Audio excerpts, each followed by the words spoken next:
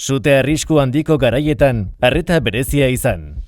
Arrisku indizea handia edo muturrekoa baldin bada, ez egin landa eremuan sua espazio irekietan eragin dezaketen jarduerarik. Suak, barbakoak, txinpartak sortzen dituzten tresnen erabilpena. Prebentzio lana egin, etxe bizitzaren inguruan, ingurune hurbilenean, babes daitekeen espazio bat sortu. Ez metatu material erregarririk zure etxe bizitzaren fatxadaren ondoan. Zure lehen defentsa lerroa lorategia duzu, erabili sukointasun txikiko espeziak. Kendu landaretza lehorra eta oso sukoiak diren materialak 10 metroko perimetroan.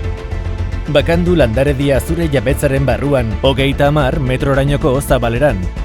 Barbakoan txinpartak desagerrarazteko gailua jarri eta kokatu zoru erregaitz baten gainean. Prest eduki kanpoko ur puntuak. Zure partzela landaretzarik gabe mantendu eta ez eragin arriskurik bizilagunei. Ezagutu zure herriko baso-suteen aurrean jarduteko udal plana, aurreikusten dituen neurriak, elkartzeko guneak eta aurreikusitako ebakuazio bideak. Ezagutu zure herriko zabalkunderako bitartekoak, WhatsApp, bandoa, linea berdea eta jakin nola jokatu suterik balego.